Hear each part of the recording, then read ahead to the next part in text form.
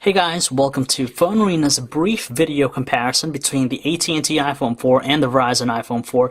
Now that both devices are offered on both networks, it's about time we're just going to pit them up and see what they have to offer in terms of just differences in functionality and looks. In terms of design, they're actually quite similar to one another, except for the differences in their antenna designs. But they're both solidly constructed all around. They have that nice premium feel to it. With the Verizon iPhone 4 right here on the right and the AT&T iPhone 4 on the left, you can tell that the notch area that separates the antenna for the Verizon iPhone 4 is located on the left-hand side of the phone, as opposed to the top side for the AT&T one.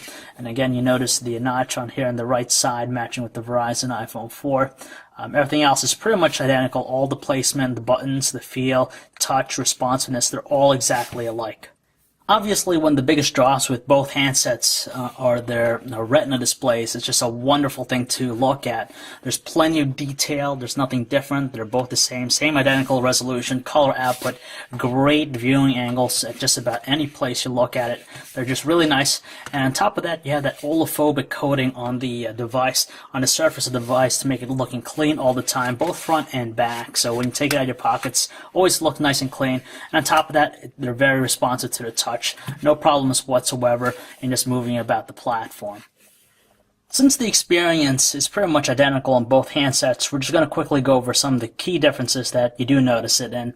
First of all, the overall platform experience is going to be the same. It's very smooth and quick, so when you're taking photos and videos, even the quality of those content are going to be the same. They're going to produce the same quality. Now, one area that we did notice a difference is just web browsing. It just seems like the AT&T iPhone 4, as far as numbers go, does post better download and upload speeds as a whole versus the Verizon one, and you definitely know that with the scores that we found with the upload speeds. But just here on the phone, just browsing using mobile Safari, honestly, you're not going to notice too much of a difference between which one loads up pages first. They're almost going to be identical, but just as far as numbers go, we did notice from those, based on those tests, that the AT&T iPhone 4 just posts better results all around. But for a generic user just using it for web browsing, you're not going to notice too much of a difference.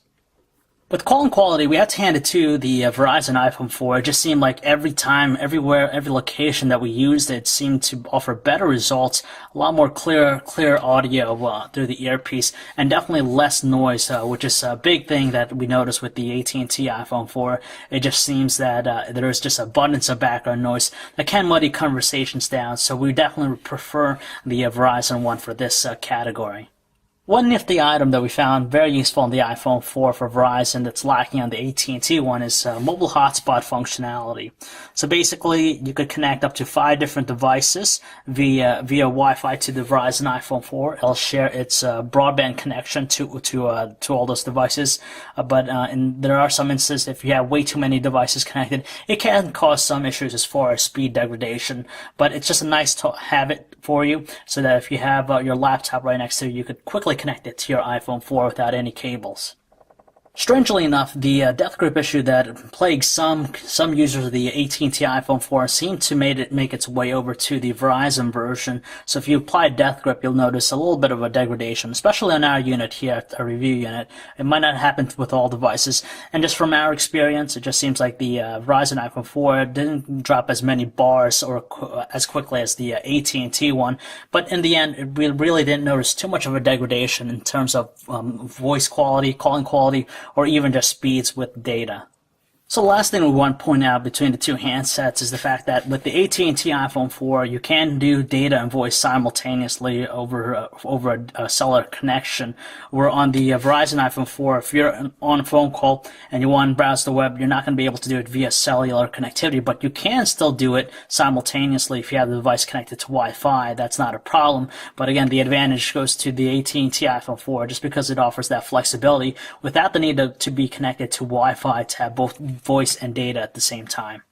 So that pretty much wraps up the differences between the Verizon and also the AT&T iPhone 4. Again, at their core, for the most part, everything else works roughly the same. There might be some advantages with one device over the other, but it shouldn't sway you at all between the overall experience. It's a wonderful device, very fluid and easy, simplistic platform experience, and on top of that, you do have that premium feel with both handsets. So if you want to read more, learn more about the comparison between the AT&T iPhone 4 and the Verizon iPhone 4, you can check out our website, phonearena.com.